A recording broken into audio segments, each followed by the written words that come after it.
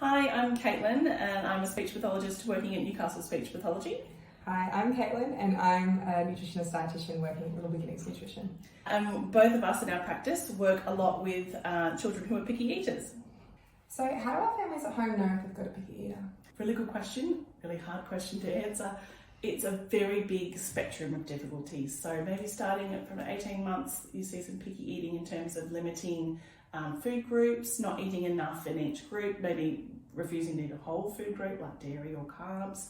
There could be then even ranging up to difficulties with actually coping with food being nearby, huge reactions with food, gagging, vomiting, refusals, meltdowns. Generally we see those big battles over meal times where parents are serving up food and it's being refused, thrown, whatever. And we would be seeing kids maybe from those early ages, 12 to 18 months, all the way up into school years as well. So there's a big variety of those kids that we would see.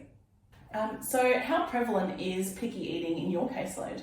Yeah, look, it's so prevalent. I see it all the time. Nearly every parent that walks in says they struggle, they have mealtime battles and they just don't know what to do. But we know that that's also indicated in the research. It's around 1 in 4 to 1 in 3 kids that have picky eating.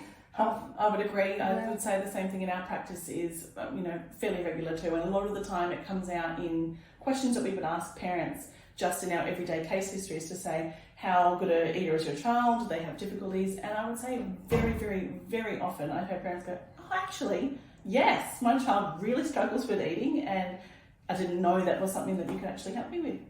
Yeah. So with picky eating, when is it a problem? When does it start to become a problem that we need that dietetic input? Yeah. Look, really good question. So you've got your 3 main nutrition groups. You've got protein, you've got your fruit and vegetables, and you've got your starches, your carbs. And we want children to have at least 10 foods from each of those food groups. And if your child's having less than that, it's likely they're not getting enough macronutrients or micronutrients.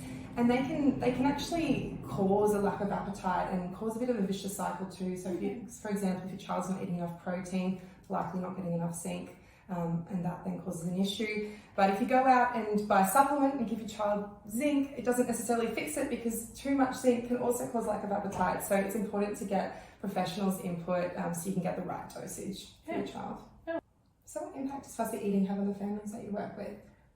Huge impacts, and I think very commonly those impacts are seen family-wide, so not just affecting the child particularly that's having those issues, but also parents, siblings, everyone in that family unit. Difficulties we might see might be those battles around mealtime, so getting frustrated, stressed, upset between the parents wanting them to eat, the child not wanting to eat. Can be parents being stuck in that rut of having to provide the same food. It could be like, nuggets and chips every night. Sometimes kids, if they're really that fussy that they need a specific type of things, it gets really hard to go out and find that one brand of chips or that one brand of something at the shops. Even to like having to go through McDonald's drive-through every day and spending that extra money on foods just to make sure that the child is fed, leading to those overall family stresses. That's the biggest thing that I find picky eating causes, is just that overwhelming emotional stress that the parents have, that their child's just not meeting their nutritional requirements, and it's going to affect them long term, really. So how much food is enough? Like, what should our children be eating to make sure that they're actually meeting their requirements in a day? It's a question I get asked all the time, and it is a little bit like the question, how long is a piece of string? Because every child does have their individual requirements that I would, look at multiple factors, exercise, weight, height, and work out what that was for them. Yeah. But as a general rule, it tends to be around about a tablespoon per each nutrition group. So if your child is 1, then you want to make sure you've got 1 tablespoon of protein, veggies and fruit, and 1 tablespoon of your starches per meal. How can a speech pathologist help with fussy eating? We've got a really big part in fussy eating.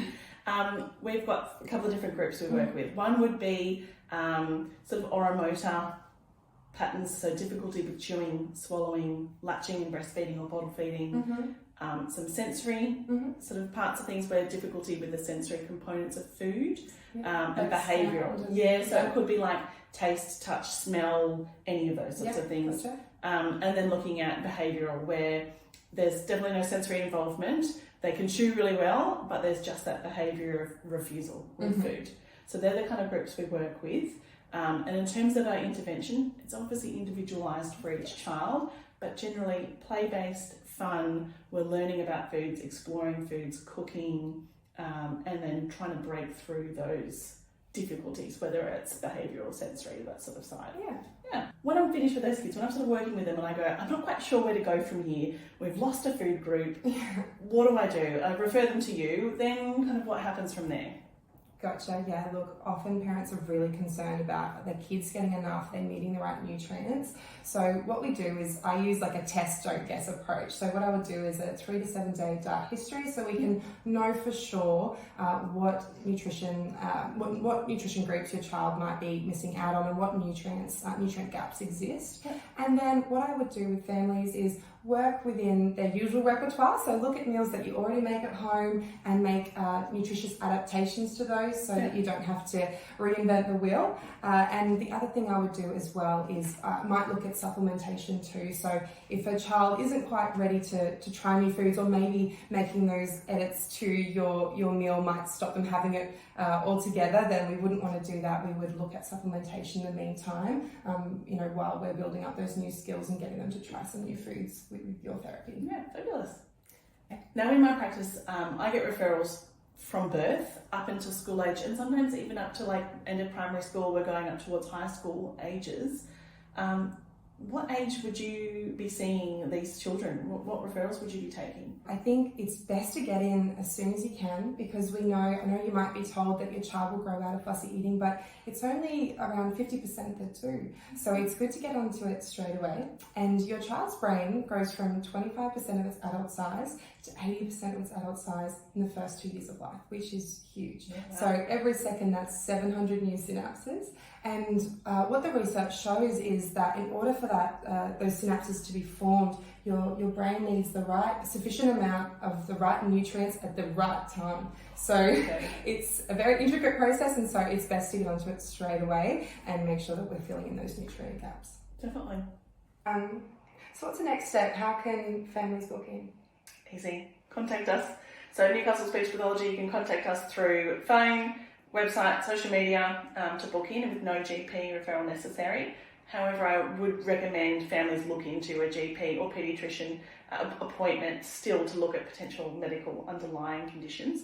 I know I can actually refer to you myself too, but if families wanted to get in contact with you as well, how do they go about that? Definitely. Look, no GP referral either. They can book in anytime. We're open Tuesday through to Saturday in the week. So give us a call or book in online and we'll catch you. And we are both NDIS providers and Medicare providers, so we can organise rebates and a bit of support there as well if needed. Definitely.